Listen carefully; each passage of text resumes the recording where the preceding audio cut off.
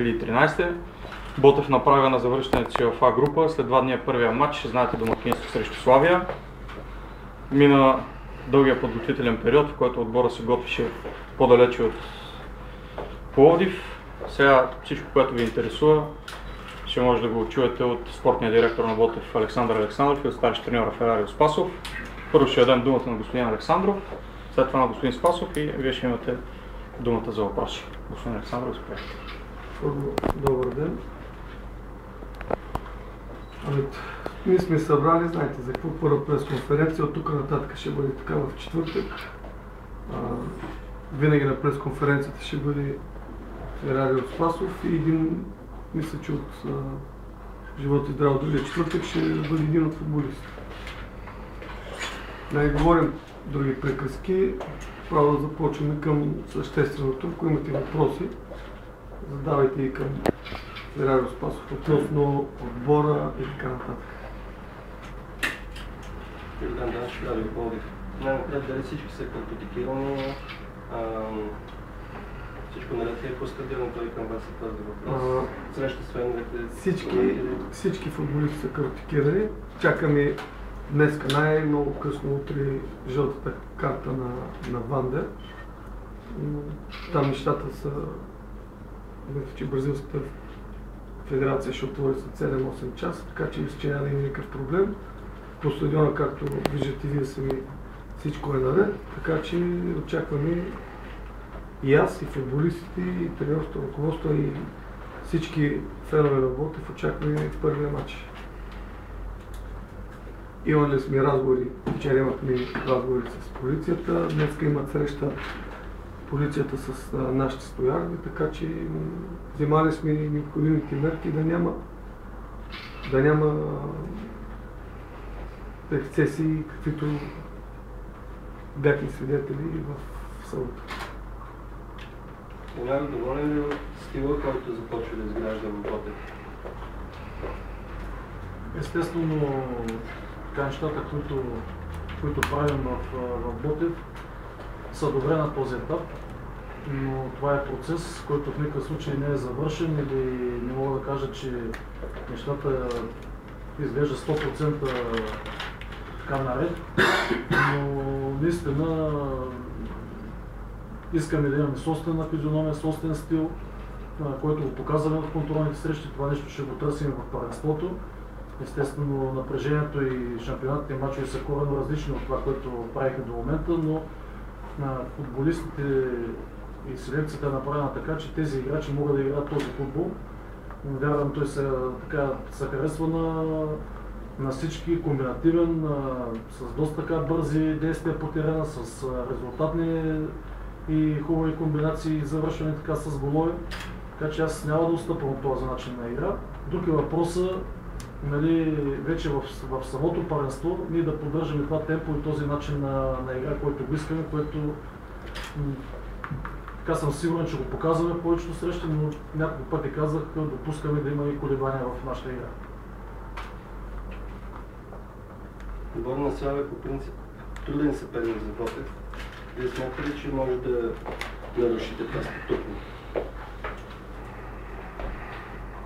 Колегата още в понеделник така мисля, че каза, че идва за трета точка в Ботев.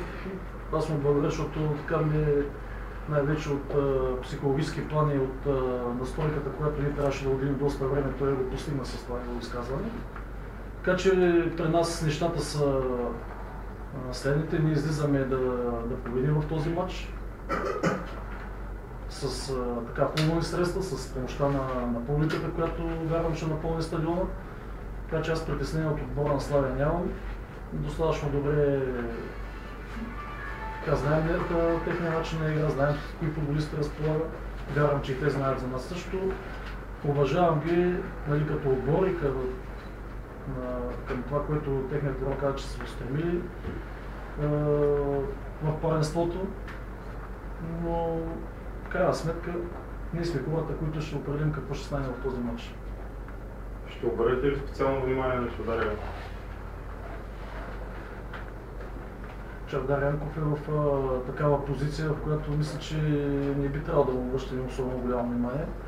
начина, по който играем, предразполага преди двата отбора, естествено да играем в зонова защита, така че ние ще имаме в тактически план така да направим, че да изолираме част от движението на Чадарянко, но да поставяме така някакви персонални задачи и да му обръщаме особено внимание. Не. Здравко Лазаров. Поздравя.